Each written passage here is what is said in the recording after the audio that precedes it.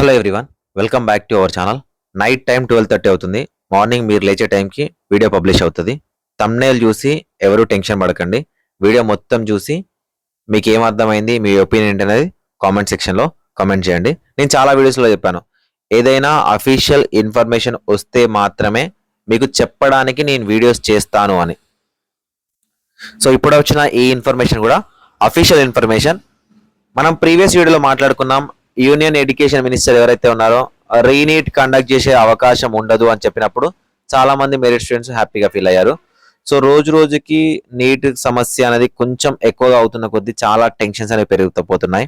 ఇప్పుడు మనకు కొత్తగా వచ్చిన అప్డేట్స్ ఏంటంటే, నీట్కి సంబంధించి ఎగ్జామినేషన్ కండక్ట్ చేసిన బాడీ ఎన్టీఏ ఏదైతే ఉందో దానికి సంబంధించిన డైరెక్టర్ని రిమూవ్ చేశారు. కొత్త డైరెక్టర్ని ఇన్ఛార్జ్గా తీసుకురావడం జరిగింది. దాంతోపాటు ఎన్టీఏకి సంబంధించి ఈ పేపర్ లీక్లు ఏంటి, మిగతావేంటి అనే మీద ఒక హై లెవెల్ కమిటీని అయితే ఫామ్ చేయడం జరిగింది. సో ఆ హై లెవెల్ కమిటీ కూడా వాళ్ళ యొక్క రిపోర్ట్ అనేది ఇస్తుంది. సో ఇవి రెండు జరిగినాయి, ఓకే ఏదో ఒకటి జరుగుతుంది అనే స్టూడెంట్స్ కానీ పేరెంట్స్ కానీ అనుకునే లోపు మినిస్ట్రీ ఆఫ్ ఎడ్యుకేషన్ ఏం చేసిందంటే, నీట్ యూజీ కేసు ఏదైతే ఉందో ఈ కేసుని సిబిఐకి అప్పగించబోతున్నాము అని ఒక ప్రెస్ నోట్ రిలీజ్ చేసింది. ఇప్పుడు చాలా మంది స్టూడెంట్స్కి టెన్షన్ స్టార్ట్ అయింది. అయితే నాకు ఎందుకు అర్థమైంది, అసలు నాకేం అర్థమైంది, మినిస్టర్ ఆఫ్ ఎడ్యుకేషన్ సిబిఐకి ఈ కేసుని ఎందుకు ఇస్తున్నారు అనేది నా వర్షన్లో చెప్పడానికి ట్రై చేస్తాను. ఒకవేళ మీకేమనిపిస్తుందో కామెంట్ సెక్షన్లో కామెంట్ చేయండి.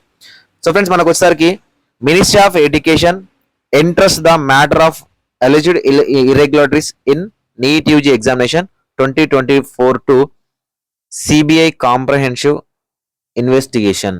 అంటే సమగ్రమైన నివేదిక కోసం సిబిఐకి నీట్ యొక్క ఇర్రెగ్యులారిటీస్ మీద రిపోర్ట్ ఇవ్వమని సిబిఐకి ఇవ్వబోతున్నామని చెప్పారు. అయితే ఇలా కంప్లీట్గా ఏం మెన్షన్ చేశారంటే, ఓఎంఆర్ బేస్లో జరిగింది, 5th మే రోజున కండక్ట్ చేశారు, చాలా కేసెస్ ఉన్నాయి, చీటింగ్, మాల్ ప్రాక్టీస్ ఇవన్నీ ఉన్నాయి. సో వీటన్నింటి కూడా for the transparency on the conduct of examination process the minister of education government of India after A review has decided to entrust the matter to CBI investigation for comprehensive investigation. So చాలా వరకు దేశం మొత్తం మీద గొడవలు జరుగుతూ ఉన్నాయి కదా, నిరసనలు జరుగుతూ ఉన్నాయి, సిబిఐకి ఇవ్వాలని. సో కాబట్టి మినిస్టర్ ఆఫ్ ఎడ్యుకేషన్ కూడా ఈ ఇష్యూని సిబిఐకి ఇచ్చింది.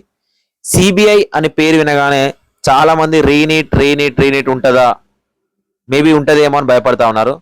సో ఈ రీనీట్ అనే అంశం ఇప్పుడు కూడా గవర్నమెంట్ అయితే యాక్సెప్టబుల్గా లేదు. అండ్ నేను ఒక పాయింట్ చెప్తానండి. రీసెంట్ ఒక ఇంటర్వ్యూలో మినిస్ట్రీ ఆఫ్ ఎడ్యుకేషన్ ఏం చెప్పారంటే, ధర్మేంద్ర ప్రధాన్ గారు ఏం చెప్పారంటే, పేపర్ లీక్ అయింది, నిజంగానే జరిగిందండి, కానీ పేపర్ ఏదో కొంతమందికి లీక్ అయి ఉంటుంది. పేపర్ లీక్ అయిందనే ఒక మ్యాటర్ని బేస్ చేసుకొని జెన్యూన్గా చదివిన పిల్లలకి మళ్ళీ ఎగ్జామినేషన్ అనేది కండక్ట్ చేసి వాళ్ళని ప్రాబ్లమ్స్లోకి నెట్టలేము అని ఒక స్టేట్మెంట్ ఇచ్చారు. నిజానికి అది కరెక్ట్ పాయింట్. పేపర్ లీక్ అనేది అయింది, కానీ పేపర్ లీక్ అయింది కదా అని జెన్యూన్ గా రాసిన స్టూడెంట్స్ ఎవరైతే ఉన్నారో వాళ్ళకి మళ్ళీ ఎగ్జామినేషన్ కండక్ట్ చేయడం అనేది అన్యాయము. సో అది నా వర్షన్ కూడా చాలా వీడియోస్లలో నేను చెప్పాను. అయితే ఇప్పుడు సెంట్రల్ గవర్నమెంట్ ఇది ఫామ్ చేయడానికి గల మెయిన్ రీజన్ ఏంటంటే, ఇంతకు ముందే సెంట్రల్ గవర్నమెంట్ మనకు public examination prevention of unfair means act అనేది ఒకటి తీసుకొచ్చింది. సో ఈ యాక్ట్ లో చాలా పెట్టింది అనమాట. 10 years అంటే ఎవరైతే పేపర్ లీక్ లో ఉంటారో ₹1,00,00,000 జరిమానా అని కొన్ని తీసుకొచ్చింది. సో దానిలో భాగంగా ఈ కేసుని సిబిఐకి ఇస్తా ఉన్నారు. అయితే నా వర్షన్ ఏంటంటే, సిబిఐకి ఎందుకు ఇస్తున్నారంటే, సో ఫస్ట్ మనకు ఏదైతే నీట్ స్కామ్ కేసు ఉందో 8th జూలైకి పోస్ట్ పోన్ అయింది కదా. సో ఆ 8th జూలై రోజున ఏవైతే ఎలిగేషన్స్ ఉన్నాయో ఈ ఎలిగేషన్ల మీద, బీహార్ పేపర్ లీక్ మీద అండ్ గ్రేస్ మార్క్స్ల మీద ఎన్టీఏ, మినిస్ట్రీ ఆఫ్ ఎడ్యుకేషన్ అనేది సుప్రీం కోర్టులో వాళ్ళ యొక్క వర్షన్ అంటే వాళ్ళు రెస్పాండ్ అవ్వాల్సి వస్తుంది అనమాట. సో వాళ్ళు రెస్పాండ్ అయినప్పుడు ఒకవేళ ఎన్టీఏ కానీ మినిస్ట్రీ ఆఫ్ ఎడ్యుకేషన్ కానీ కరెక్ట్గా రెస్పాండ్ అనేది అవ్వకపోతే సుప్రీం కోర్టు అప్పుడు ఏం చేస్తుందంటే, ఈ కేసుని ఇన్వెస్టిగేట్ చేయడానికి సిబిఐకి ట్రాన్స్ఫర్ చేయండి అనే అవకాశం ఉంటుంది.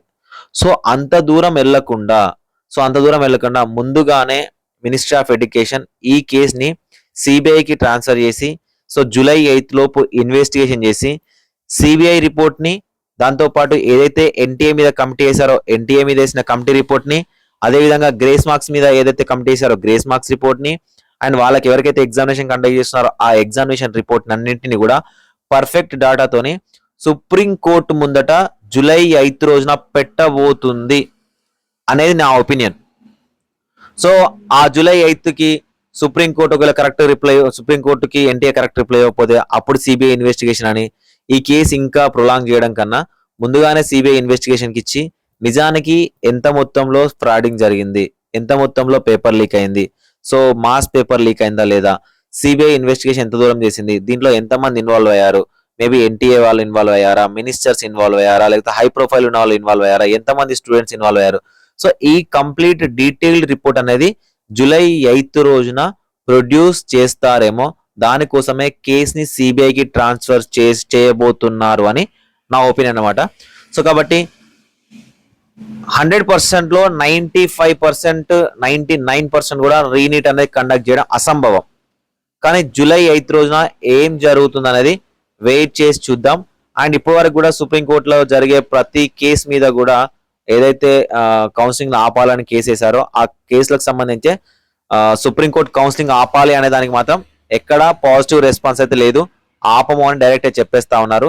అయితే జూలై 8 రోజున ఏం జరుగుతుంది అనేది అందరం వేసి చూద్దాము. అండ్ నేను చెప్పినానని ఇంకెవరో చెప్పారని మనం మాట్లాడుకున్నామని రీనీట్కి సంబంధించి కానీ ఇలాంటివి ఏమీ ఉండవు. సో రీనీట్ కండక్ట్ చేయడం అనేది అసంభవమే.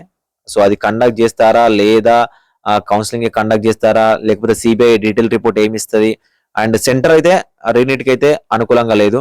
సో కోర్టు దేనికి అనుకూలంగా ఉందనేది మనం అక్కడ జూలై 8 రోజున మాట్లాడుకుందాం. ఇలాంటి పర్ఫెక్ట్ ఇన్ఫర్మేషన్ ఏదైనా వస్తే మాత్రమే ఛానల్లో వీడియో చేస్తాను. లేదు అనుకుంటే మీరు న్యూస్ ఛానల్లో వచ్చే పేపర్స్ కానీ న్యూస్ మ్యాటర్స్ కానీ మీరు చదవచ్చు, మీకు ఈజీగా అర్థమైపోతాయి. Thank you for watching this video.